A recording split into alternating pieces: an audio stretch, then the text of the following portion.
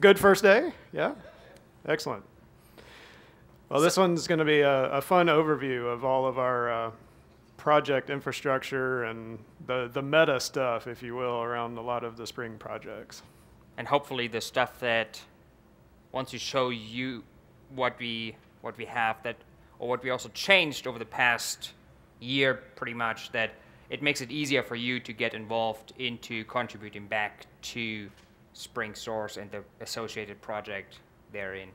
Yep. So just a quick overview. My name is Gunnar Hillert. I'm committer on the Spring integration project, with a few other things, but that's primarily my project. And Roy Clarkson, and I work on Spring for Android and the Spring Mobile projects. Yep. All right, so, and we want to talk about the Spring project's infrastructure. So primarily all around Spring Source. We have a little bit over on the Cloud Foundry side, and there were a whole bunch of changes. But let's first give you an overview of what Spring actually is, since it's not just the framework, but we also have so many other projects around it that might be sometimes hard to keep track of. But just to give you an overview of all the different projects. So, and this is just the snapshot that we came up with when we made the slide. There's others that probably didn't make it on there. And all those projects require issue tracking, build management, continuous integration deployment. We have to store the source code somewhere in those repositories, manage the source control, and then also community contribution, since without that, that's kind of like the heart and the spirit of the open source projects we have. So on each of these agenda items, we're going to go through the tools that we use at Spring and talk about some of the ways that we use those tools and some of our processes. The main thing to keep in mind is that not all Spring projects adhere to a strict set of rules. That the projects have different leads, so sometimes they're using different tools. But we're going to try and generalize with some of the things that we talk about. There's a lot of projects that do use a lot of the things that we're included in this presentation. Big important point, though, is if you can ask any question at any time. So we really want this to be a discussion with you guys. So please just let us know if you have a question about any of the things that we're presenting on any of the slides.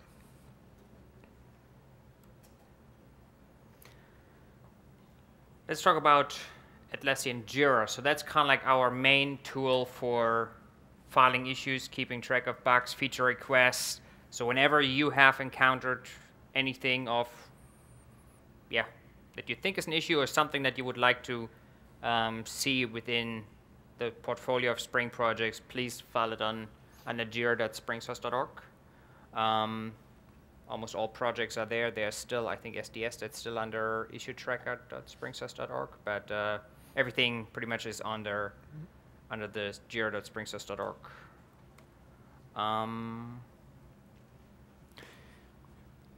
Yeah, so from a issue tracking standpoint, we use Jira to submit bug reports and for the community to request features, but also internally. So if I'm not working on a specific project, I might benefit, one of my projects might benefit from a new feature in a related project, then I can submit a feature request as well, even internally.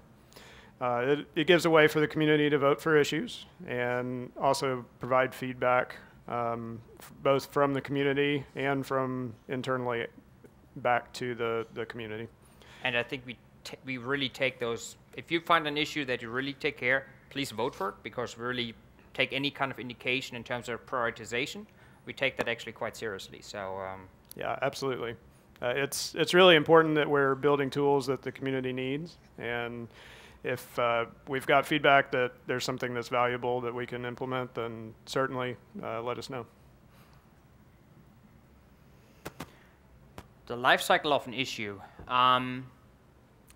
This kind of like varies a little bit from project to project, but this is kind of like the process the core Spring framework is following. So when you file an issue that it's initially unassigned, it will be within hours, maybe a day, get actually assigned to somebody, and then basically gets into the status of waiting for triage. Which what that means is that it was somebody looked at the issue really briefly, cross-read it, gets the assignment, and then it will be, then somebody will actually do the assessment of what to do with the issue in terms of when to fix it, put it into assign it for an immediate issue. So for example, if it's a bug, there's usually it will be assigned to pretty much the next release, or if it's a feature request based on the severity, it might be go into a fixed version, which means you have a really good chance of getting that in very quickly. It may go into a specific feature backlog, let's say 3.2 backlog, etc., or it may go into the general backlog of the issue. And at that point, it will be marked as triaged, and basically, after that, somebody will start working on that issue eventually, and it will be marked as in progress.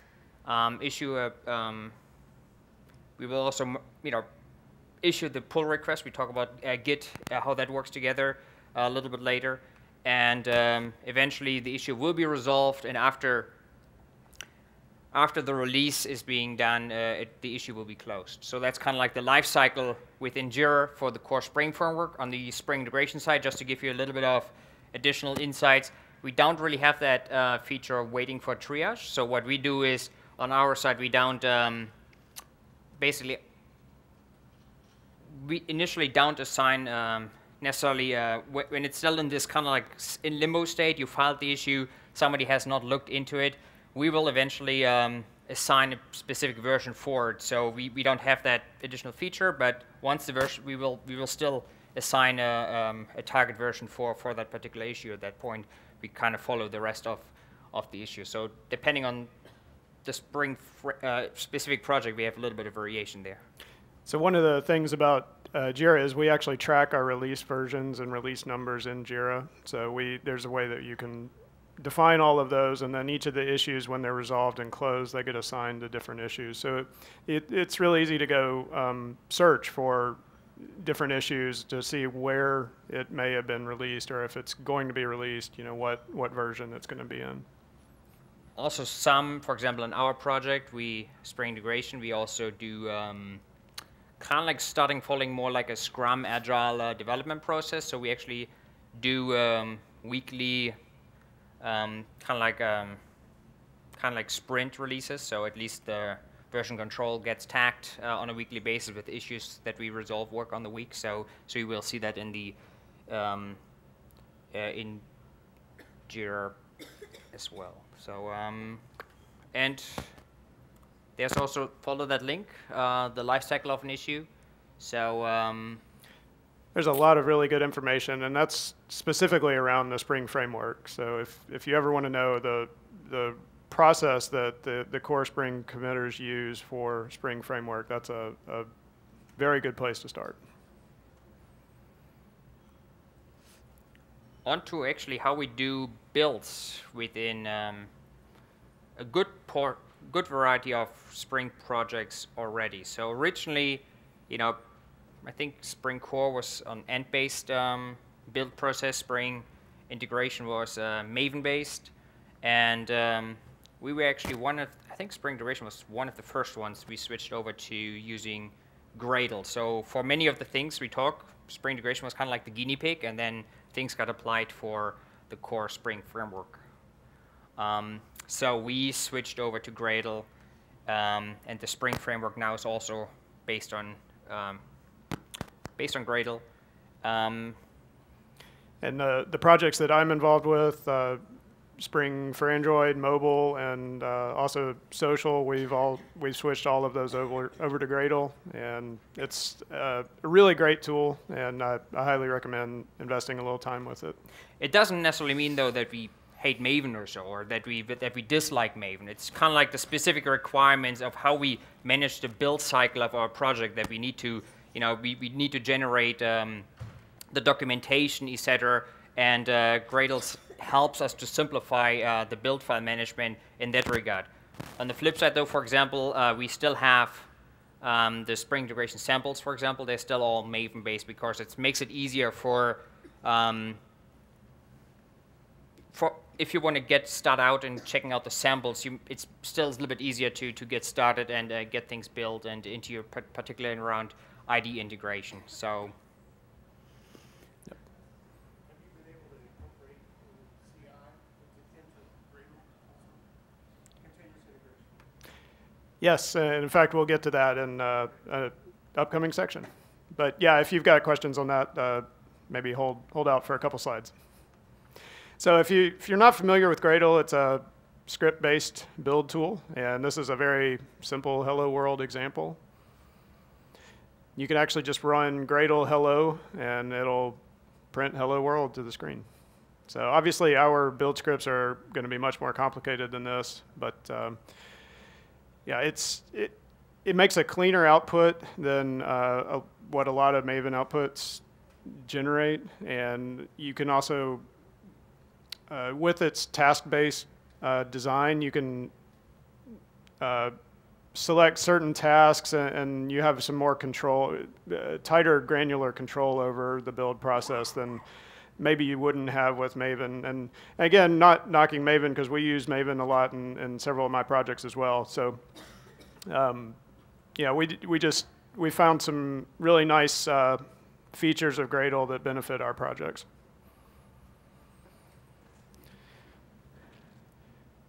And unfortunately, we had to switch laptops because of the resolution, but I don't have the demo over here. Perhaps we could try to run the Spring integration Gradle build just to take a look at that. Oh, maybe. Let's do that one maybe towards the end, so just in case things get out of control here. Screen switching, etc. So yeah. Let's come back to that maybe towards the end of the presentation. We take a look at the build scripts because we should be able to show it. Sure. Nevertheless, the nice thing about yes. So I'm probably going to just continuously ask this question for each one of the steps. Did you collect like the things that you thought were really neat about the switch from Maven to Gradle, for example, and/or the challenges, things like that, into some information, blog posts, or best practices, lessons learned, and stuff like that?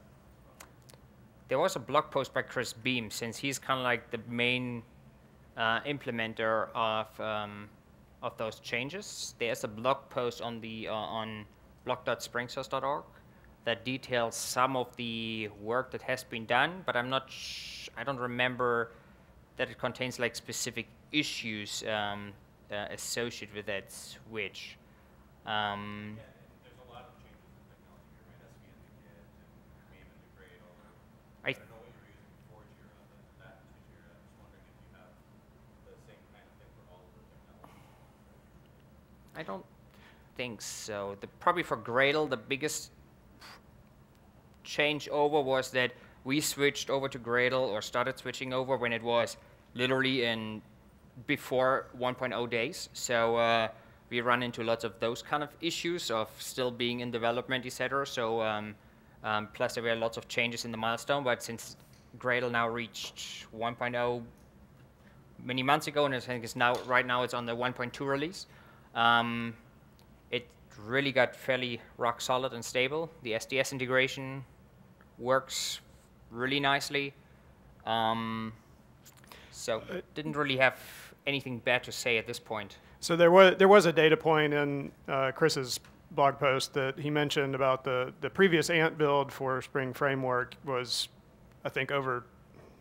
I mean, I don't remember the exact number. I hate to quote it, but it was thousands of lines of code to build Spring Framework, and that was significantly reduced going to Gradle.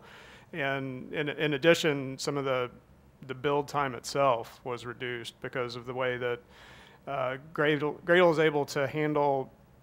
It doesn't have to repeat every single step in the build if it's unnecessary. If it determines that nothing's changed, that it'll actually handle some of that and has some smarts about skipping over steps that don't need to be repeated, for example. one thing also that was part of that move over, and that's when we talk about more about Bamboo, was the old Maven builds also had plenty of deployment or release management specific information in them, and we pretty much removed all this stuff altogether because our build server is handling that kind of stuff as well. So so the build scripts should look much cleaner and much also much more standardized between the different, at least between Spring Integration and Spring Framework. You won't see too much of deviation in how the build script is structured. No, and in fact, for Spring Mobile and Spring for Android, I basically took the scripts from Spring Integration and modeled it after that, and it didn't take very many changes at all. And that's also maybe one piece for all the things we talk here in this talk is, since everything is open source, take all the stuff that's on our wiki and look for how it may even help you and your own organizations to adopt it into your own deployments, your own build processes, etc. So we spent some good fair amount of time thinking about all those things. So there's probably a good chance that this might also be useful for you, adopting a few things of what we've done. Coming back to Gradle, one nice thing about Gradle is that once you've checked out your code, it provides the build script itself, so you don't have to have Gradle on your system. So that kind of like helps with getting started. So we bundle the wrapper, the Gradle wrapper, with us, and that allows a quick startup of compiling and building the projects. And those are kind of like an overview of some of the projects that are using Gradle at this point. Spring Framework, Spring Integration, Spring AMQP, Spring for Android, mobile, social, and you probably see more of them moving over. So one project that needs to move over at some points, for example, Spring Batch is still on a Maven build, but that probably will move over at some pretty soon as well. So just some Gradle overview here. Yeah, so Gunnar mentioned that version 1.2 was released actually in September, and there's this concept of a Gradle wrapper, which means that you don't have to have an installation on your machine. When you pull the code from our source control, that's everything you need. It comes down with a batch script, basically, that allows you to execute, and it'll download the Gradle executable the first time that you use it. The definitions, just the scripting within Gradle are more concise and a little bit more descriptive about what exactly you're doing from step to step. Yeah, and I think we've kind of touched on most of this stuff already. And for most of the things anyway, we have Hans Doctor here at Spring One, so if you catch any of his sessions or sessions of I think there are a couple of Gradle sessions here at Spring One. Also talk to Hans. He's really super energetic about all his Gradle goodness, so he's a good person to talk to. I actually added slides at the end that list the Gradle sessions. So okay. If you're interested in Gradle, I highly recommend going to one of those presentations. This is kind of like an important slide, since this is kind of like an overview of how we structured our build files. So, the standard Gradle tasks like clean build, but we also do kind of like building the distribution, which basically bundles the generated jar files, the documentation, Java doc, etc. in one zip file, generating the Java doc with the API target reference, which will generate the documentation, HTML, and PDF.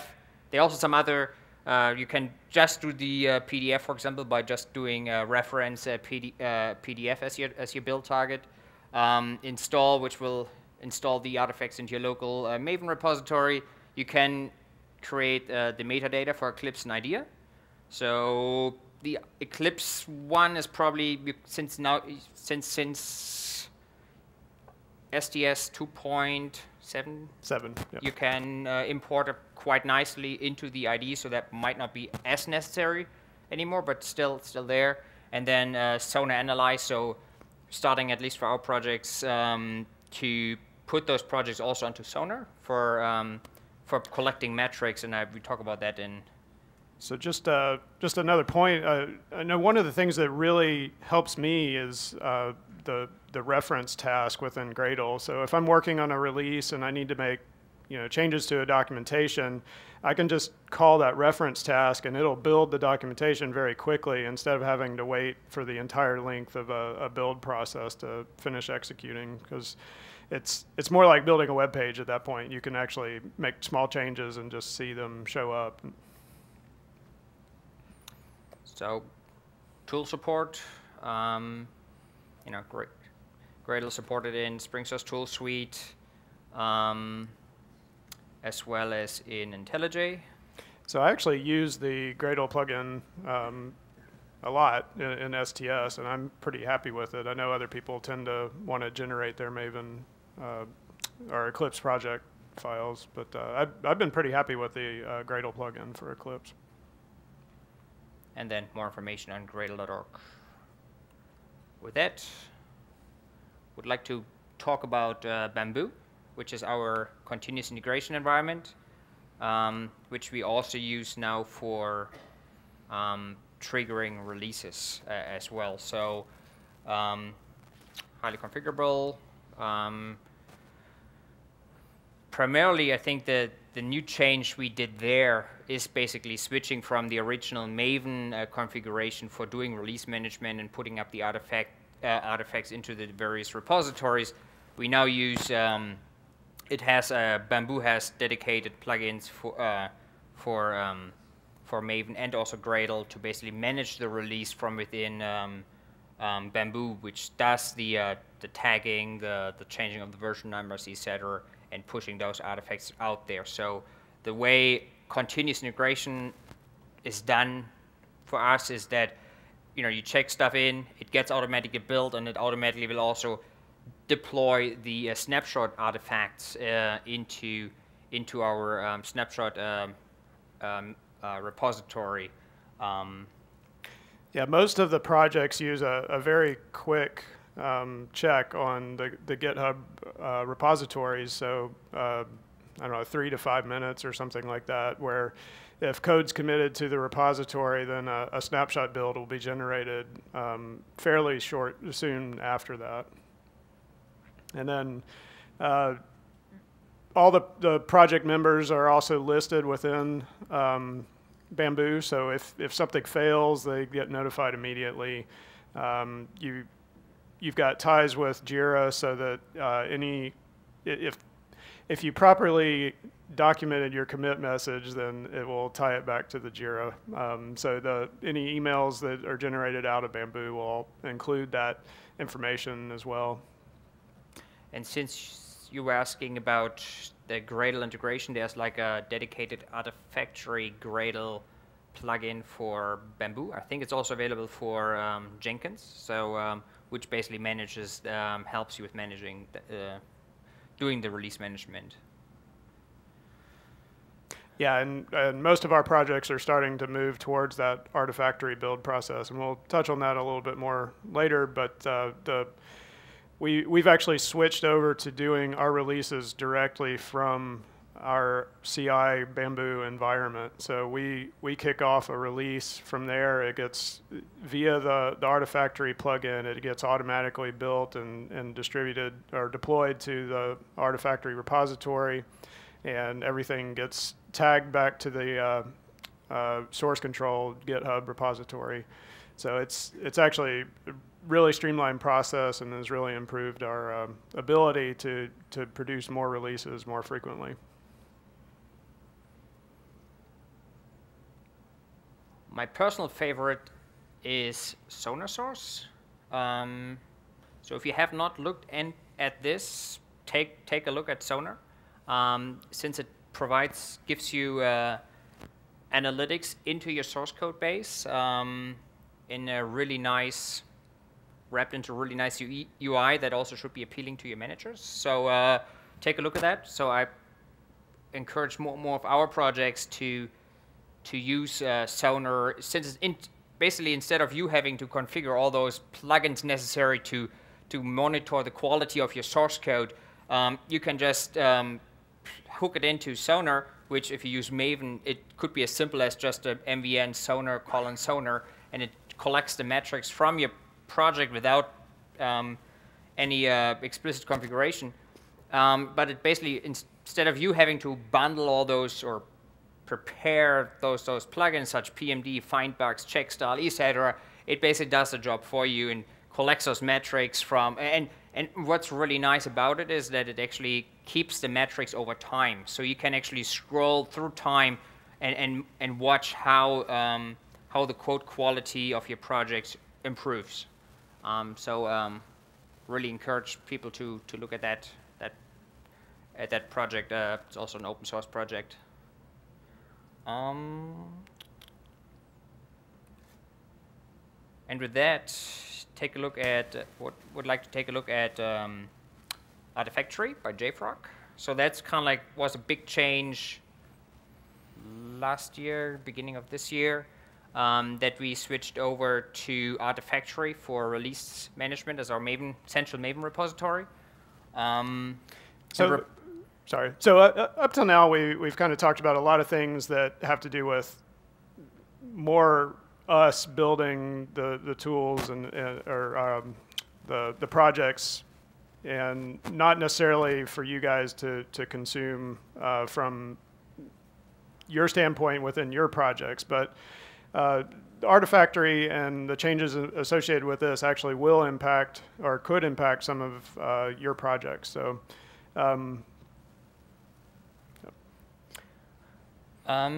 So with that, with Artifactory, it really helps us to centralize and manage all our snapshots, our releases, our milestone releases, etc. So it's staged into various repositories.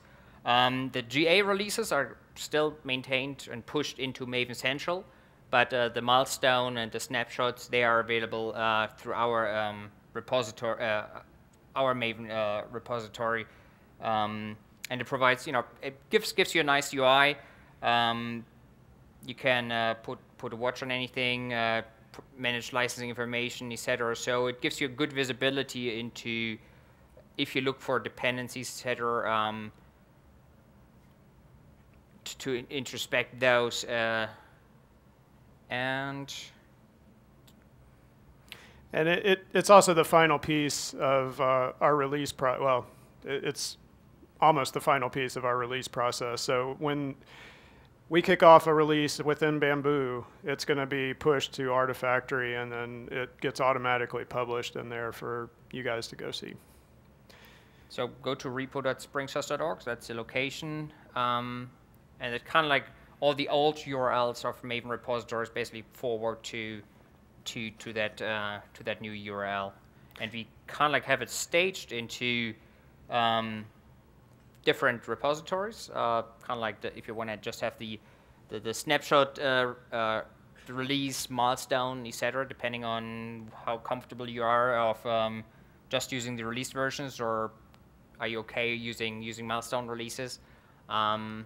We also give you lips snapshot or lips milestone. We use those very often because so we can also get the third-party releases as well. So lots of, for example, in Spring integration, that's kind of like our repository we use. So we can have one repository that gets all the dependencies into the project.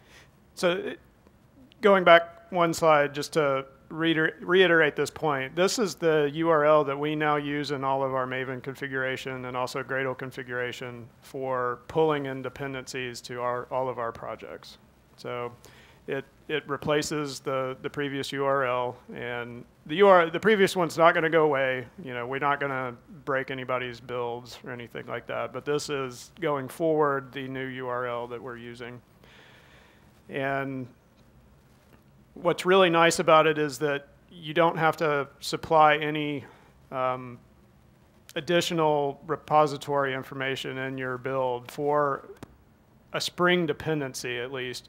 So if you're using a libs milestone or libs release, that repository within Maven is going to actually pull in all of the third-party dependencies for that project. So you don't have to have a separate repository set up for those. Assuming that our Artifactory instance can find, your dependency somewhere. If you've got it, local to your environment and it's not accessible over the internet, then obviously we can't, do anything about that. And so just to reiterate that, here's all the Maven definitions for the new URL. And these are, again, the ones that we use within our projects. Additionally, in the past, it had been common to see definitions for the release, the milestone, and snapshot in some of our projects. And now it's actually unnecessary. So these are cumulative. So if you use lib's milestone, then you can get it. It'll actually provide you with everything that's in release or milestone. And same thing applies for the snapshot. If you just use the lib snapshot, then you can actually have access to everything milestone and release and up. So you don't have to define all three of these in your project. It just depends on the which releases or versions of a project that you're interested in using as a dependency.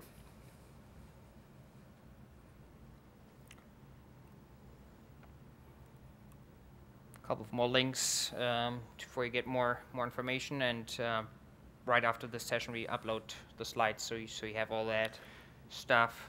So I really highly recommend looking at these two links. They're lengthy documents, and again, there's been a lot of effort put into both of these to really detail all the changes that were involved in the Artifactory move, and then all of the changes related to our new Maven repository.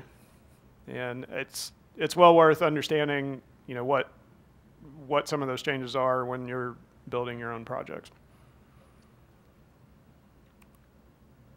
Which brings us over to GitHub, which is probably the most visible change, and I think also a very pleasant change if you have worked with ngSource, the Spring Framework's Subversion repository. Let's put it that way, it left a few things to be desired.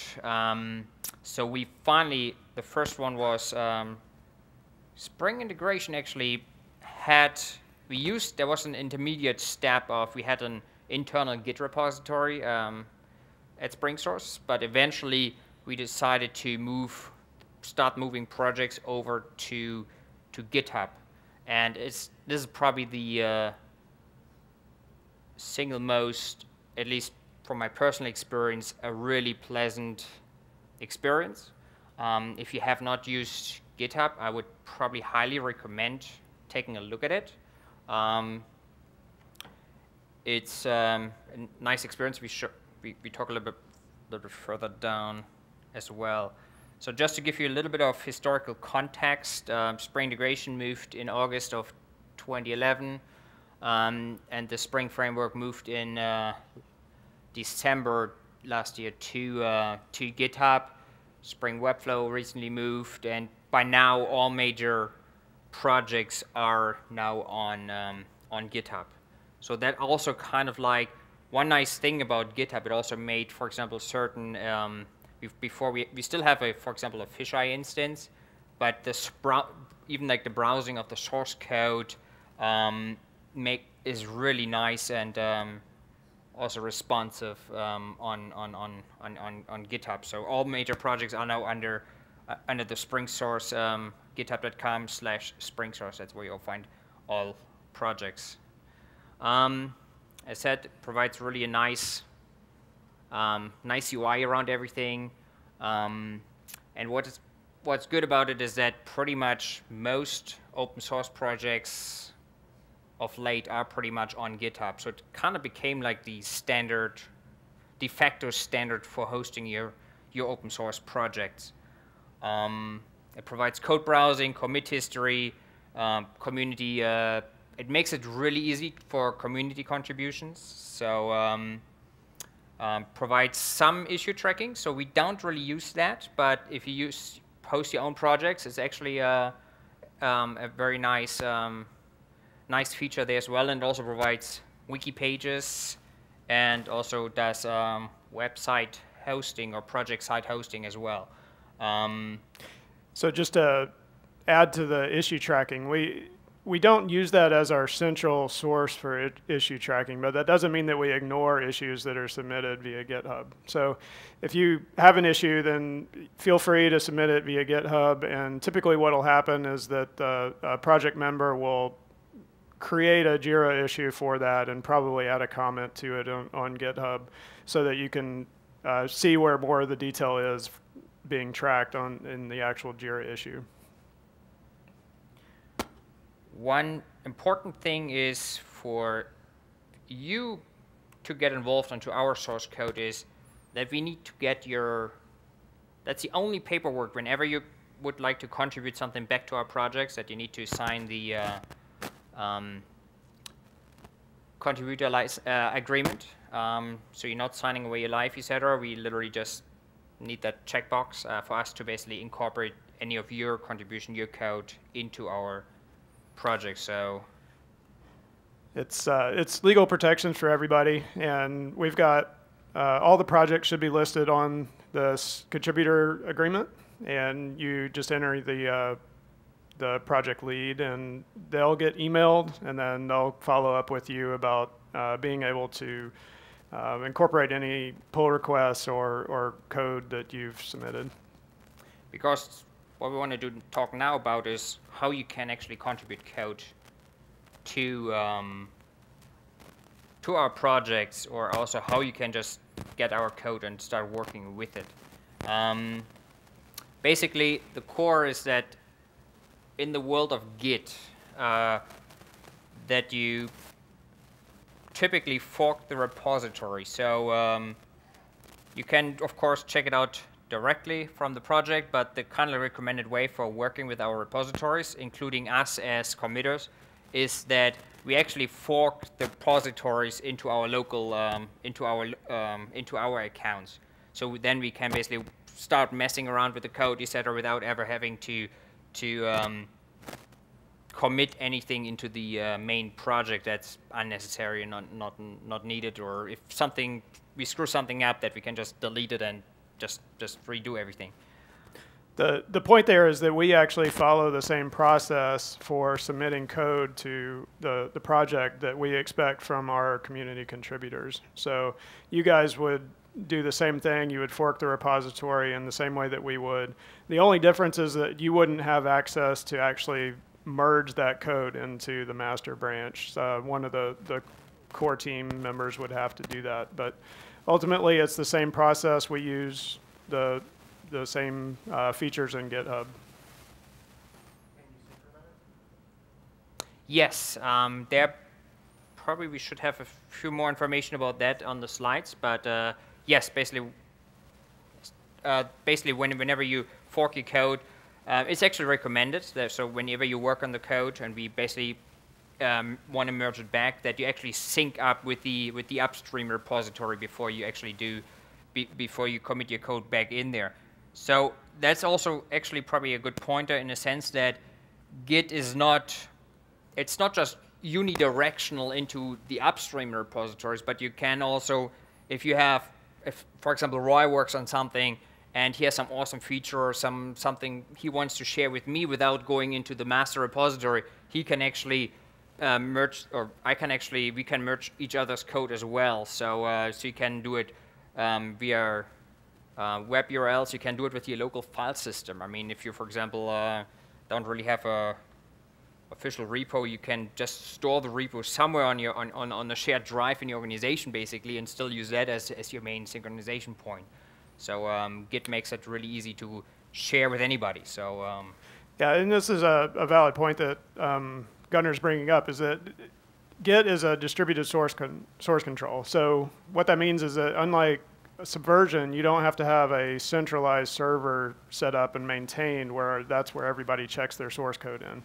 Everybody can actually set up a remote, what they call a remote in Git, to just another machine. So you can have remotes going to different places, and it really helps with by design, that means you end up with a lot of backups of your code, for one thing, and that's just sort of a byproduct. But additionally, it means that everybody can work independently without having too much conflict with each other in terms of their own repositories on their own machine. Yeah, the nice thing is also that you always have all history of everything on your local machine. So the nice thing for us is that you can now pretty much commit constantly at all times whenever you make a change, etc. Keep that into your local repository. So if you're in airplane or so, you can still keep coding, committing things, and then at the end of the day or so, you just sync up with the remote server, for example, making those changes with your local branch, and then later on merge things into the main master repository. And for example, I don't know if you've ever had a reason to clone the Spring framework, but it used to be when it was on the Subversion repository, it would take quite a long time to pull that down with all of the branches and tags. And now that it's on GitHub, it's actually pretty fast to pull down all of the history for a Spring framework. So let's talk about how we get about it. So you typically, once you did the fork and have the repository, which is when you contribute recommended, you don't have to. You could clone directly from the main repository if you wanted to, but you basically do a git clone, get the source code, including all of its history, into your local machine, and then you can go into the project. And this is basically the question you had, was how do we push code or get code sync up with the main master repository? So in that case, we do a git remote add upstream. So upstream is just a moniker, so that has no meaning whatsoever, so you could name it whatever. So you could actually add other repositories as well, so co-workers, for example, if you wanted to. But therefore, you can then later on get those remote changes as well from the master repository. Git fetch all is going to look at all of the remotes that you have defined, and that's, again, if you follow this process, then you'll have two. You'll have origin and upstream, and it'll pull all of the updates from that, but it's not going to apply it. It's just going to let you have that local history. If you had defined additional remotes, it would also pull all of the history for those remotes as well. And you can use the command git remote show, and that will actually list all of the remotes that you've added to your local definition.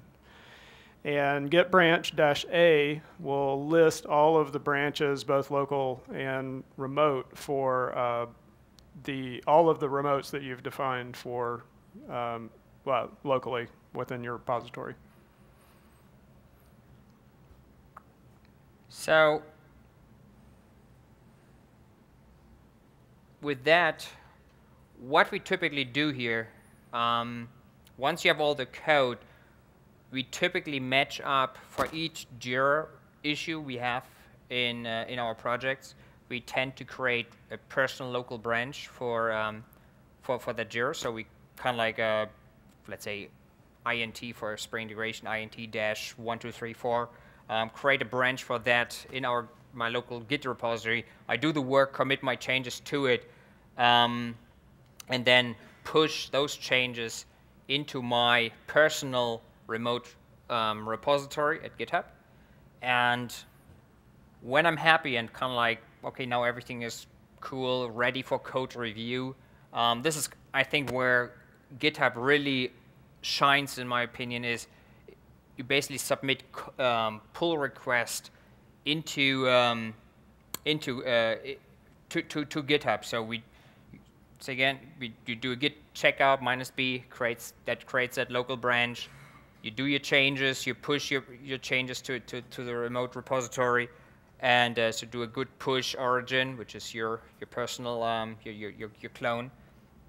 And then from the UI, once you've pushed that into your repository, there's a button for issuing a pull request, and that will basically automatically open a window where you can basically submit a request back to that master repository to be merged into that code base. You could technically also change other repositories you wanted to merge your code into, so kind of like the distributed nature of it.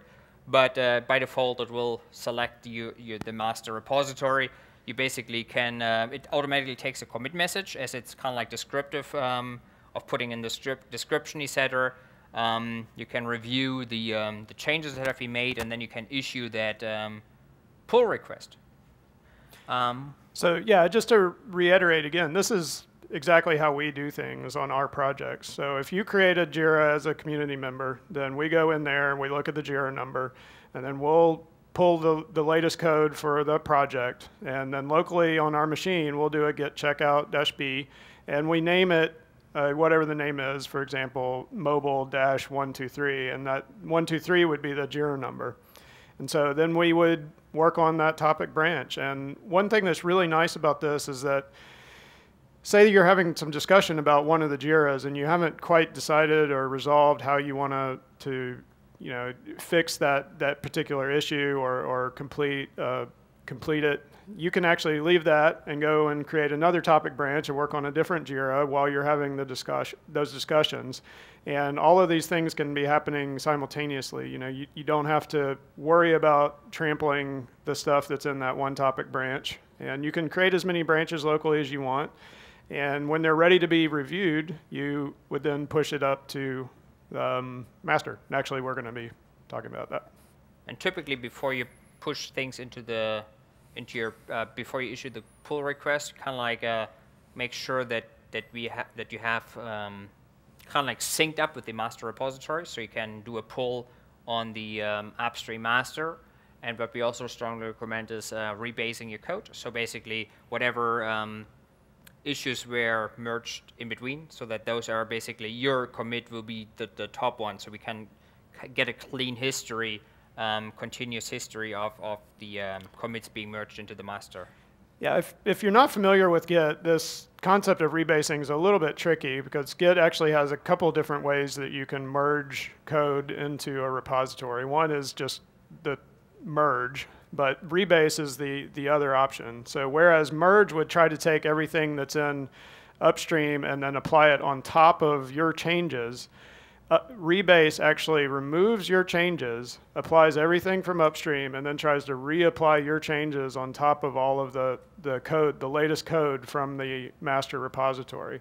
So you can see how if something drastically changed when you're doing a rebase, then it's just going to throw up a bunch of error messages. For example, if you were editing a file in your local branch and that file for some reason disappeared between when you had cloned or checked out your last copy, then there's no way to reapply that change back. That file is going to be missing. So the important thing with this is that really helps drive the clean history like Gunnar said, but it also helps drive the quality of code and make sure that your code is the most up-to-date when you go to submit a pull request to a project.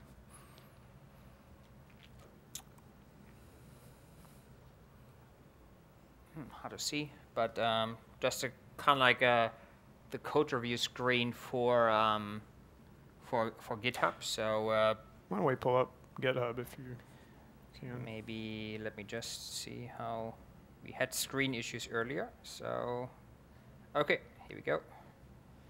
Let's do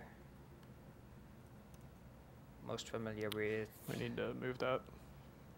Of course, the network causes some issues here. Maybe. Can you move it over to the big screen?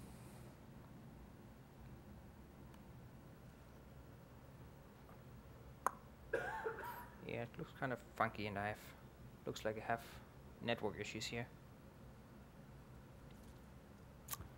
Well.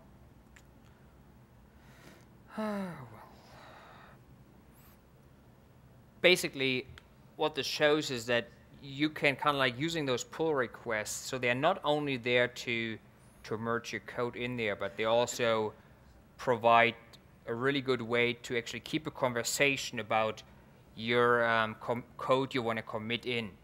For if you're in your local office, it may not be as as prudent. But for us, where everybody, I mean, Roy and I, we are by pure accident, we're in the same city, but all my co-workers are like mingled around the, distributed around the globe. So, so having something like this where you can actively discuss the code and review it makes it super important. And with that also on the Spring integration side, for example, every piece of code that goes into the main repository, into the main code line, will actually get peer reviewed. So so we always review everybody's code, and sometimes it's frustrating because it's kind of like this battle of like, this code is great, but we can make it better. So but there's always a lively discussion of getting good code quality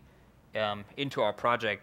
So and you can, what's nice about it is it allows you to do markdown for your code reviews. So you can actually, it provides a nice way to provide links to actually nicely formatted commands also into the UI. So really a nice templating mechanism they have at GitHub.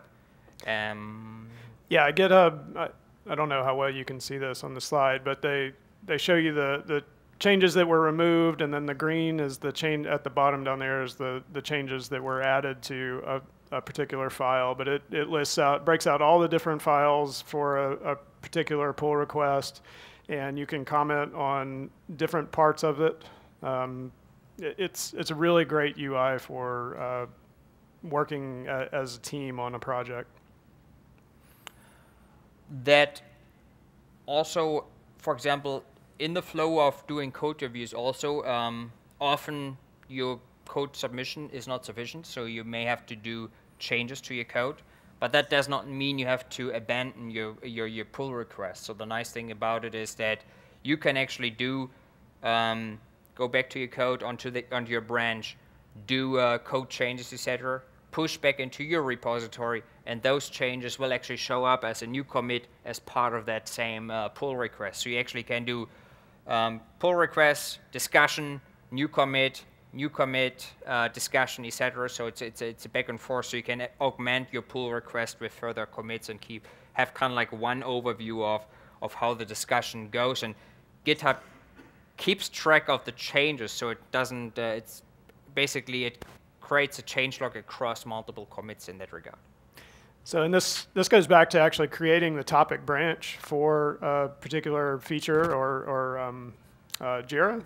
So if you create a pull request or send a pull request, and while it's being discussed, if you were working off of your master from your particular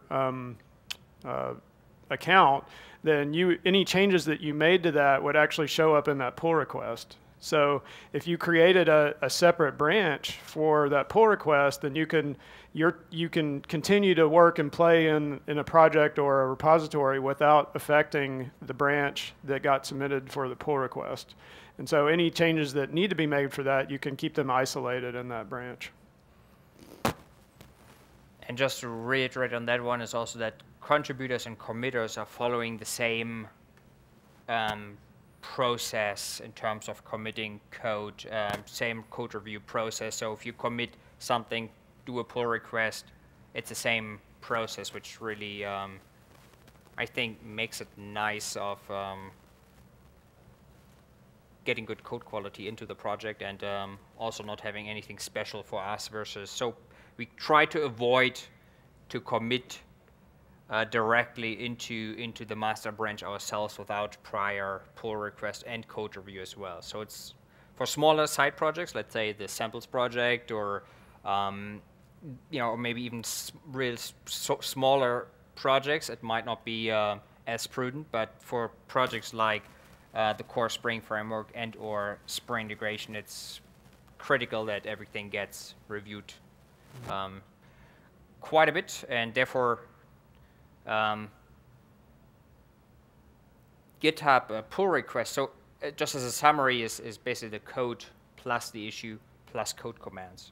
So so it's kind of like wrapping the head around pull requests. So just want to conclude on that. With that, oh, and I don't know, I thought this was kind of funny. There are a couple of references in terms of code quality and how stringent we are. There were few references on what they call organization, based on Hillert's coding style and standards. So I'm thankful for that, because I personally find, like, looking through many of the open source projects, that the Spring code base and the comments that are in the code, I always appreciated that over the years, even prior to me joining the company. I always felt like I can actually understand the code and read through it, and if the documentation sometimes doesn't help me, or I need to extend certain code, that I can go into the code and find a well-documented code base that's clean and nice to look at. So, so thanks to Jürgen for that. Just some more information in regards to the contributor guidelines. These contributor guidelines are very important. They go through a lot more detail than what we covered here, and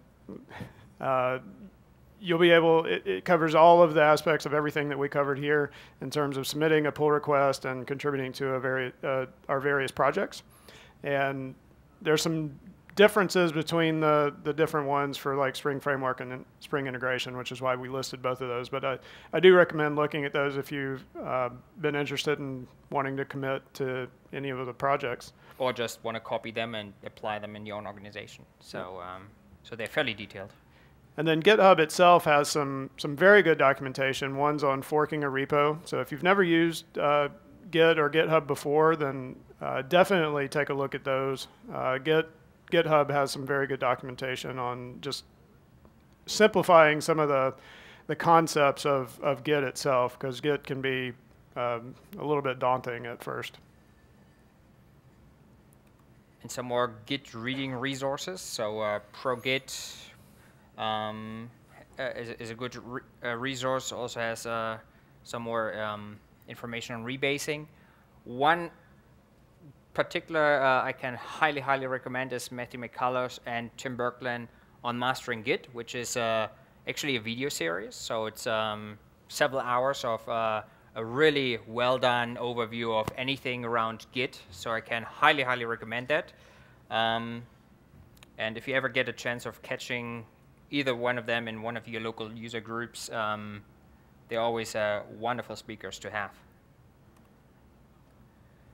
Just to make a quick segue onto the Cloud Foundry side, the way they do code reviews there is they use a tool called Garrett, just to give you a different perspective of how you can do code reviews on using Git projects, which is originated, I think, from Google. I think they use it for Android, for the Android project and for the code reviews there.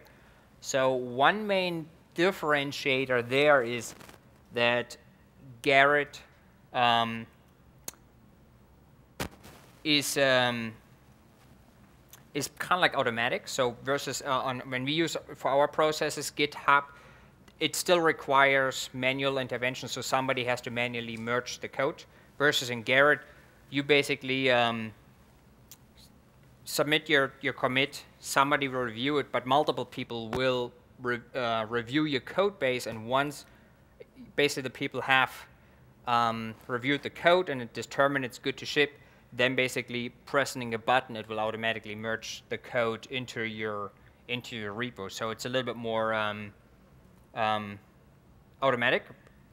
Not to say that you cannot do that automatic in Git itself. However, so there's like the automatic merge within GitHub as well. But we typically, what we do is in our process, we still do a manual checkup out of that pull request, potentially do some rebasing or merging multiple commits into one and then push into master. Versus in Garrett, you have your one commit you're working on, and that gets then kind of like automatically merged into the master repository. So it really depends on the style. Probably try GitHub first. for working with it for larger teams, particularly for just larger teams in general, I think Garrett might be a good alternative. So for us, where we kind of have smallish teams working explicitly on the project, I think GitHub works actually quite nicely for code review purposes. Take a look at the code. It's also an open source project. It's on Google.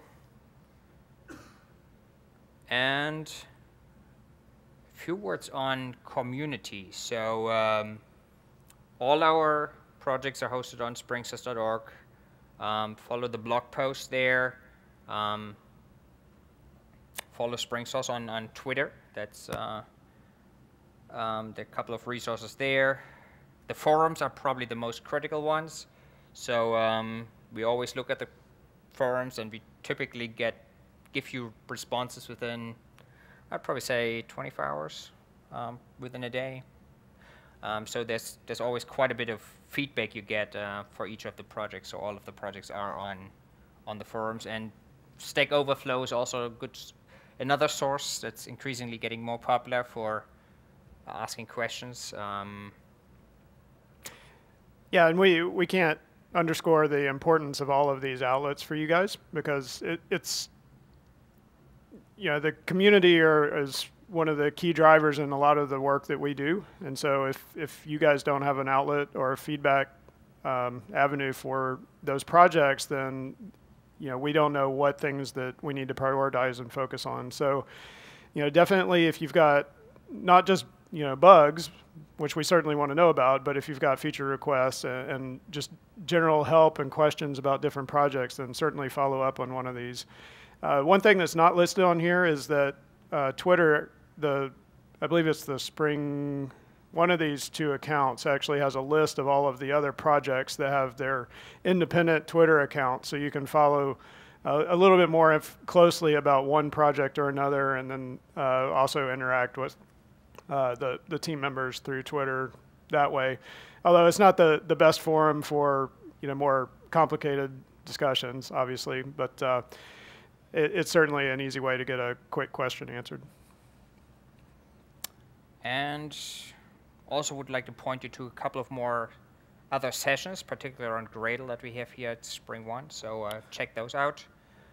Some of these have already happened, but definitely go look at the slides for them if they've already occurred in the past. But if they haven't, then certainly check them out if you're more interested in Gradle. It's a really powerful build tool, and we obviously think highly of it. Otherwise, we wouldn't be switching a lot of our projects over to it. With that, we are actually at the question answer section. So hopefully you have a few questions to ask, because we still have a few minutes. So, yep. Yes.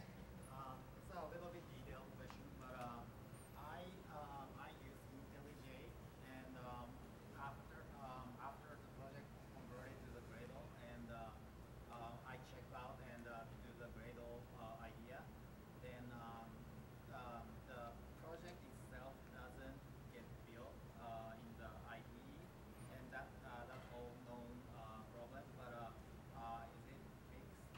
I just want to know. I haven't tracked recently, but Tricky question. So the question was basically like running into some Gradle issues with IntelliJ. I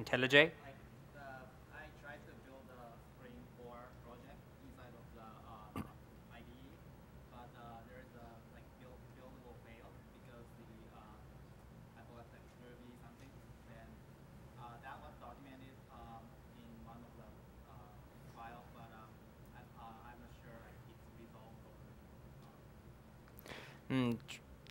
My problem is I'm kind of like a SpringSource tool suite user for my code, so I probably would at that point maybe check out with the Gradle guys on the Gradle stand. So they probably have a good answer for you. So yeah, unfortunately, I don't use IntelliJ that much either. So I do use the Gradle plugin for STS, and it's definitely matured over the last couple of releases. And it's still not as to the point of where the Maven is, but I can't answer the question about IntelliJ. I'm sorry.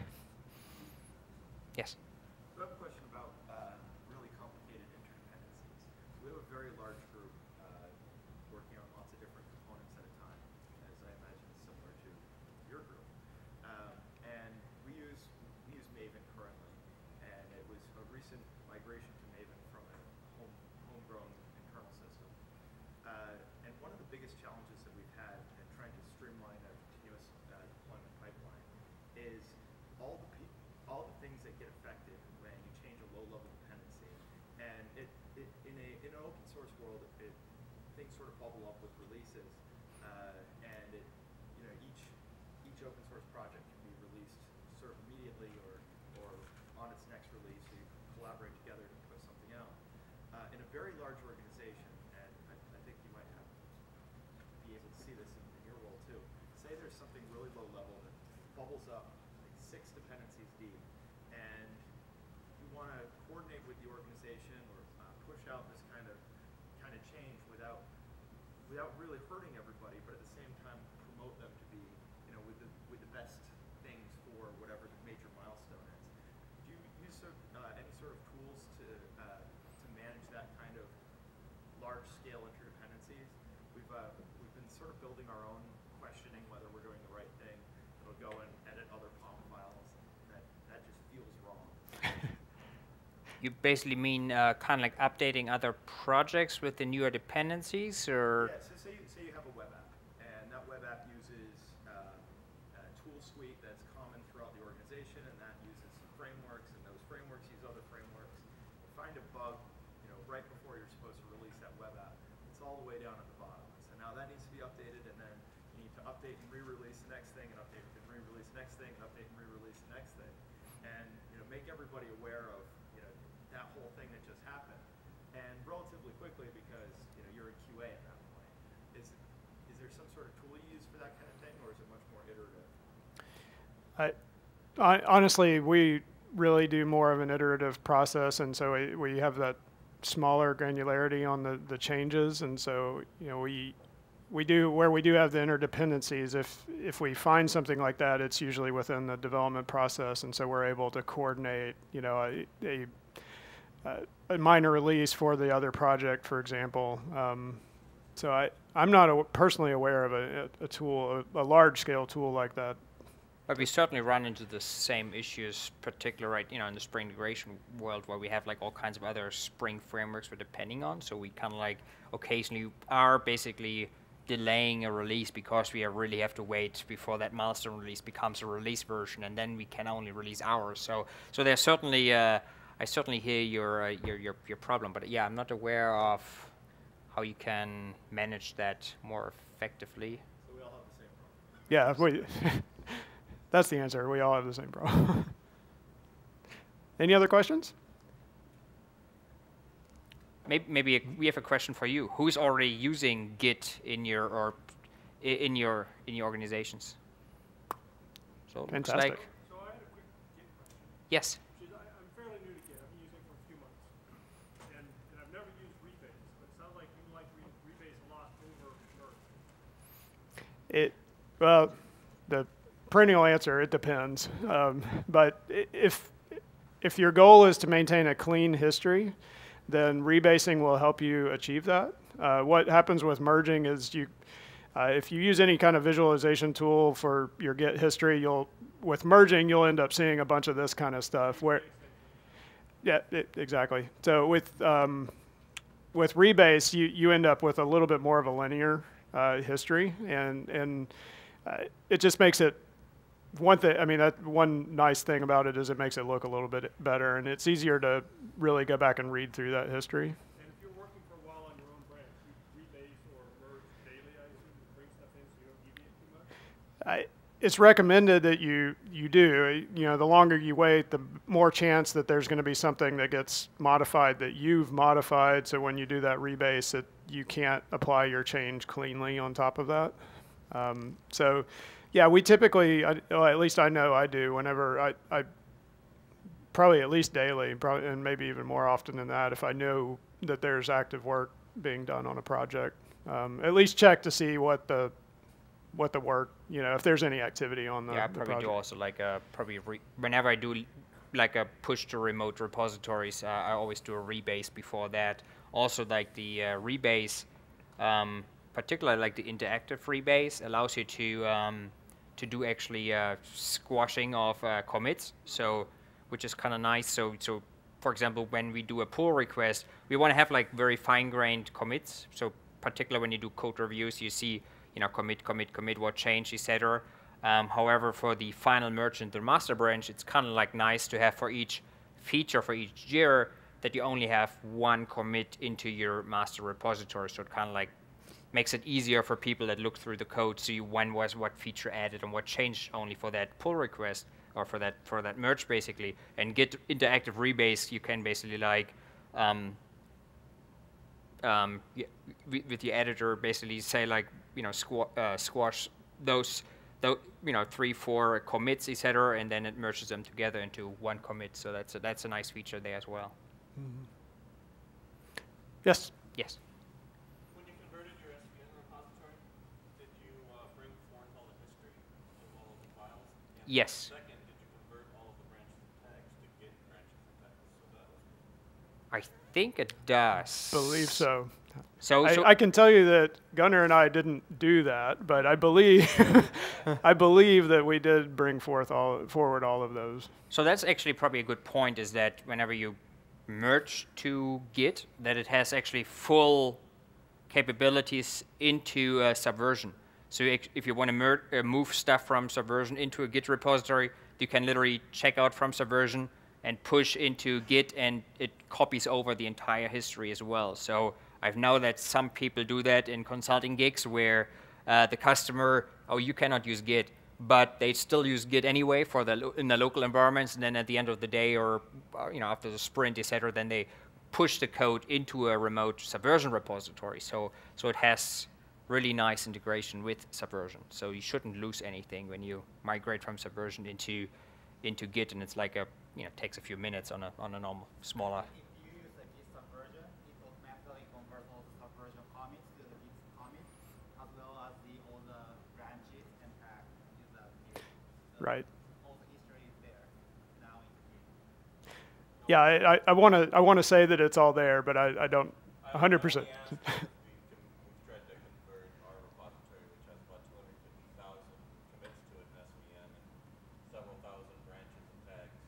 And the standard scripts that were provided to convert from SVN to Git don't work for us.